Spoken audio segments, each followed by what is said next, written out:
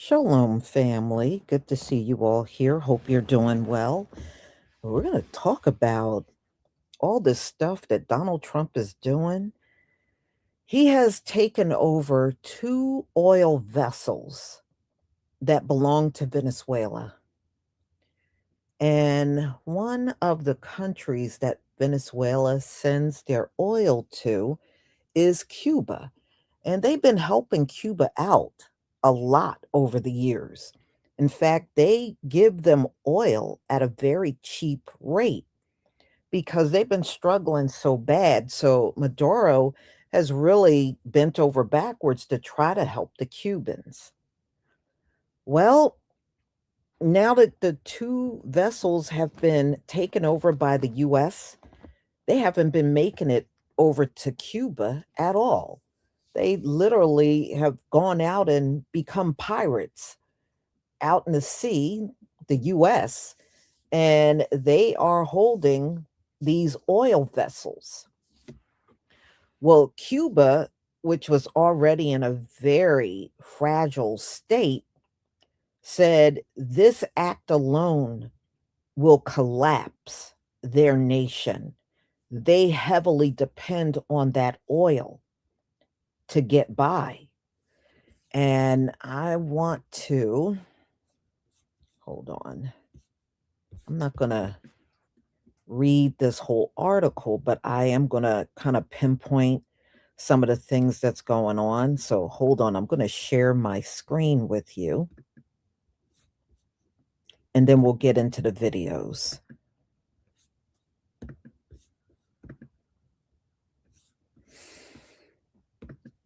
Okay, so this came out in the Wall Street Journal, ladies and gentlemen, and I started reading it, and I did not realize people are literally running off of that island right now in droves. They said a quarter of Cuba is already gone. People are running because they can't survive there. So let's get into it. I'm not going to read the whole article. I'm just going to read certain portions of it. Wow, look at that trash pile up right there. It's crazy. So Cubans are going hungry, suffering from spreading disease and sleeping outdoors with no electricity to power fans. And they said it's been very hot there at night, very hot. So a quarter of the population has fled during the island's most prolonged economic crisis. So they have gone without power for quite some time. And Maduro, he actually helped them keep the country afloat by giving them oil at a cheap price. Well, there's now a blockade because the US is grabbing these vessels and they have been seized from going over to Cuba now. And Cuba is admitting that if they don't get this oil within a very short period of time, Cuba's economy will collapse without this oil. So they've been having a lot of problems with their energy on that island. So, I mean, these folks are running, and Donald Trump is deporting people back there. And the people are running out of there. I don't know how that's going to work out. And it didn't really get heavily into where they're going. I mean, they could be going to other islands, but they're definitely getting out of there because they said they can't make it. So Venezuela was giving them 100,000 barrels of oil was shipped to Cuba daily. And the heavily subsidized oil shipments have fallen to 30,000 barrels per day. That's a steep drop. So, oh well, they're having a lot of problems, and I don't know how these people are going to make it with no power, and they can't feed themselves. Yeah, they're in a desperation, a state of desperation. But I want y'all to remember how those Cubans treated our people down there in Florida, especially when they first came. Oh, they never stop acting like their shit didn't stink, and they still act like that to this very day. So, yeah, but Cuba was never really in the best of shape, y'all. They've had embargoes on them. That's why they're still driving cars from the 1950s, because they can't bring newer cars in there because of the embargoes.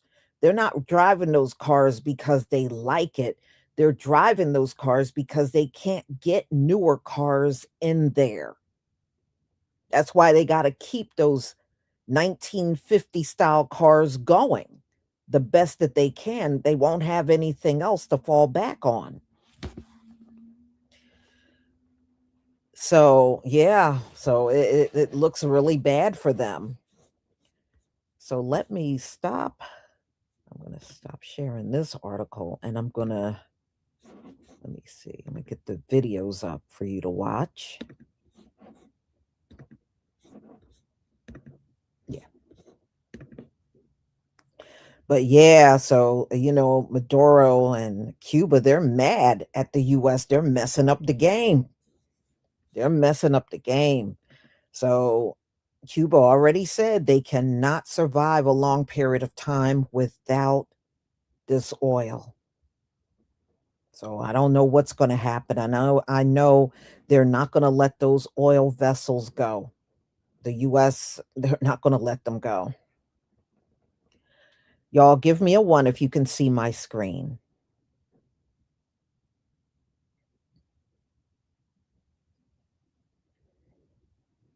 Thank you.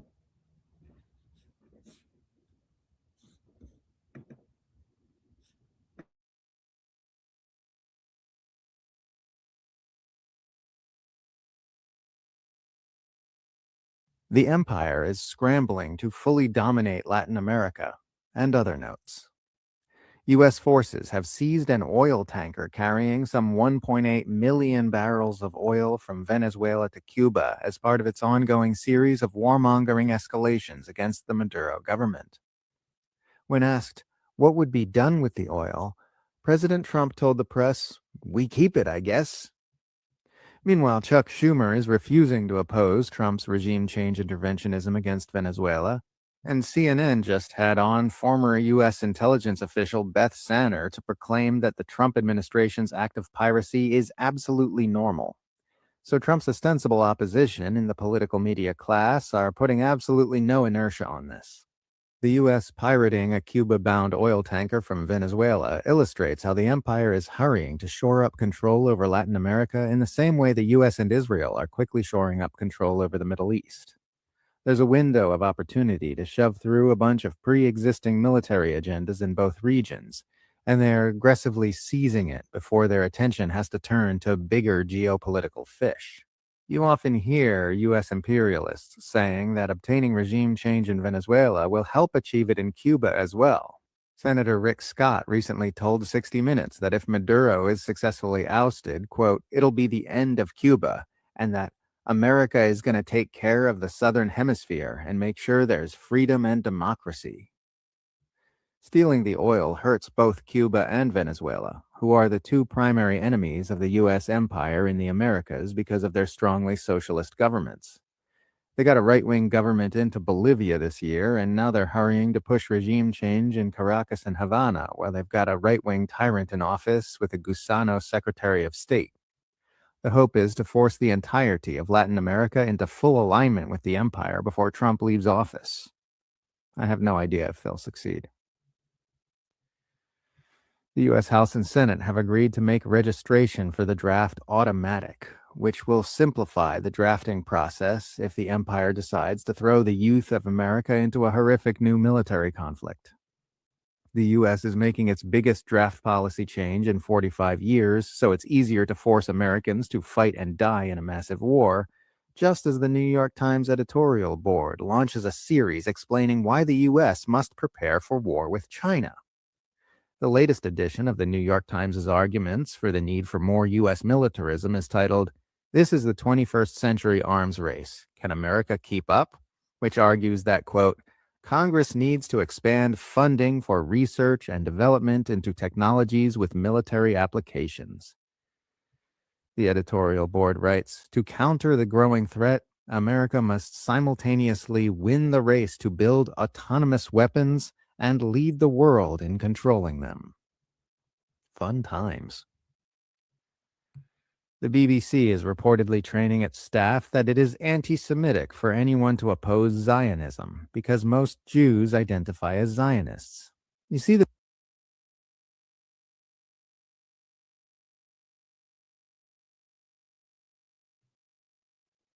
The U.S. Coast Guard is locked in on another oil tanker after seizing a second vessel off the coast of Venezuela this weekend, which the White House says contained sanctioned oil. And a U.S. official now says the Coast Guard is in active pursuit of a sanctioned Dark Fleet vessel that is part of Venezuela's illegal sanctions evasion. If it catches up with the tanker, it would be the third such seizure this month. Administration officials have promised to continue the campaign after. The president announced last week a full blockade of all sanctioned vessels going into or out of Venezuela. There's growing bipartisan concern about the end goal of the military action, especially as the president said in an interview Friday he would not rule out war against Venezuela. But some Trump allies are voicing support for the ramped up efforts to pressure the Maduro regime, which called this weekend's seizure theft and kidnapping. In a new CBS News poll, 73% of respondents said Trump has not clearly explained the use of possible military action against Venezuela. And domestically, Americans are also looking for more from the president on pocketbook issues, with only 37% approving his handling of the economy. The president looked again to highlight his economic accomplishments with a video message at a Turning Point USA conference Sunday. We're making America affordable again with big wage gains and falling prices for gasoline, energy, mortgages, groceries, and other pillars of the American dream. The U.S. Coast Guard is actively seeking another oil tanker near the Caribbean in Venezuela.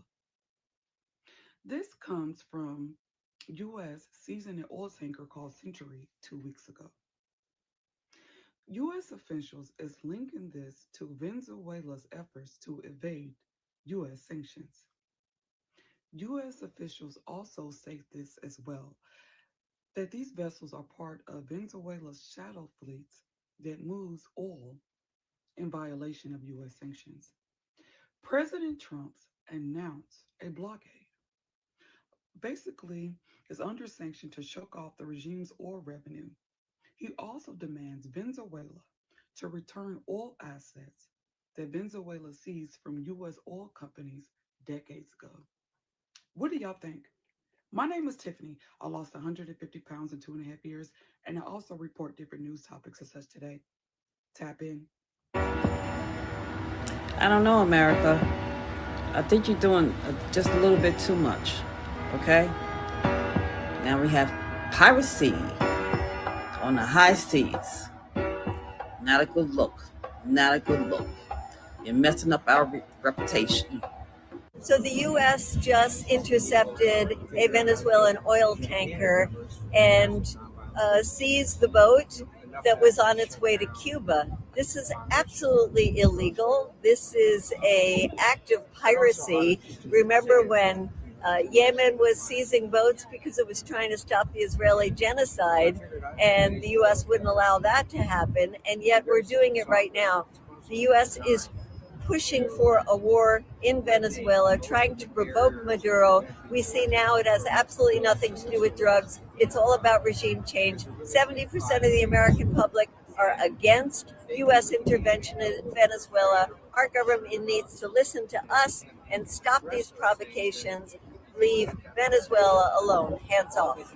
This is Marco Rubio, who has a personal vendetta against Venezuela and Cuba. This tanker was going to give vital oil to the island of Cuba that's under a 70-year sanction and embargo by the United States. I want to know what's going on with the crew of the boat. The crew of the boat, that's called kidnapping.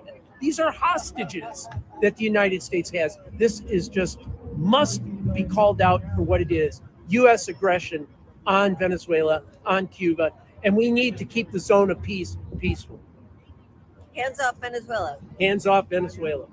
The Wall Street Journal has reported that if, in fact, the cheap oil that's been flowing from Venezuela to Cuba were to dry up, that could collapse the Cuban regime as well. One Cuban exile in Texas, who's at the University of Texas at Austin there, has been quoted saying that that outcome would collapse the Cuban economy. What would happen at that point in your mind?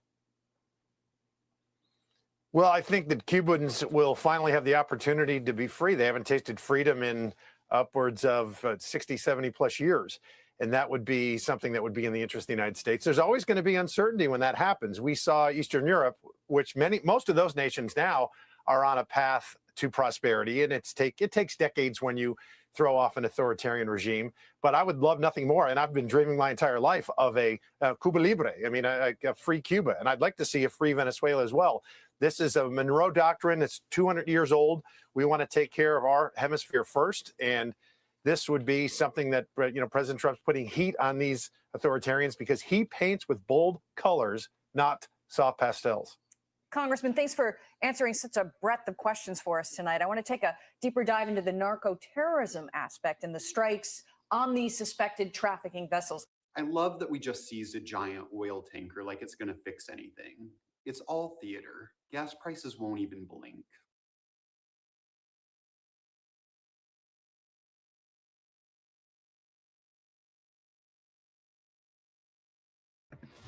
Yeah, I definitely agree with that. It ain't gonna be no added bonus for us. You can best believe that. We still gonna be dealing with all this inflation. So we shall see. Yeah, Marco Rubio is Cuban. Yes, he is. Yes, he is, but he's a sellout. He's a sellout. They're deporting his own people and he says nothing. So he's a sellout. Yeah, he is. He is. But what the United States better remember is y'all don't win wars anymore. Y'all don't win wars. And you may think this is an easy one for you to defeat, but I remember y'all said that about Iraq and Afghanistan, and look at how that turned out. I remember when that first happened, I was working and people were saying, oh, we'll win that war in 2 weeks. It ain't nothing but a bunch of rocky mountains over there. Those people are in the Stone Ages. Well, you didn't beat them people in the Stone Ages, did you? You didn't beat them. So y'all can sit around and say whatever you want. Yeah, they want to take over Cuba. You can tell. They want to take over. They're waiting for it to collapse, and then they want to run in there and take the whole thing over. That's the goal. They want that place to collapse, y'all. They want it to. If they did not want that to happen, there's no way they would be withholding the oil that they know they heavily depend on. So the fact that they're withholding it, they want it to collapse over there. And then you'll hear all them billionaires talking about going in there and taking it over and putting their luxury hotels and all that out there. Yeah, that's what they're going to turn it into. It's going to turn into a big tourism site. That's all. They want that land. Anything, because, listen how Donald Trump talks about Canada becoming the 51st state and they going to take over Panama, the Panama Canal. This man is about land grabs. That's all he's about. That's all he talks about. Greenland. And even Greenland had to tell him off. And the Danish, they're the ones that own Greenland. And Donald Trump talking about he going to take Greenland. Just take Greenland. And then he said the same thing about Gaza. Oh, that's prime real estate. We can turn that place into, a hotel, a resort, and all this stuff. That's all this man got on his mind. He's a true colonizer by heart, for real. Yep.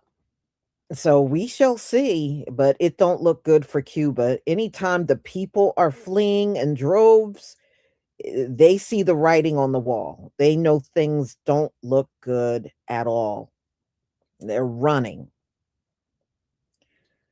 And yeah, I mean, if you go X amount of time with no electricity, how you gonna cook? How you gonna feed yourself? Those people are probably in a desperate state. And how many stores are going to be open? They probably can use some generators depending on the size of the store, but that's a tough thing to go through. So even if you're able to buy things from the store, you can't get anything that you need to refrigerate or put in a freezer because you just won't be able to do those things. Hospitals, schools for the kids. Yeah, I mean, it just completely disrupts their entire way of life. Mhm. Yeah, that's all these billionaires, they see dollar signs. We see people starving and people fleeing. The billionaires, they see dollar signs. Oh, how they can take over the island and make so much money.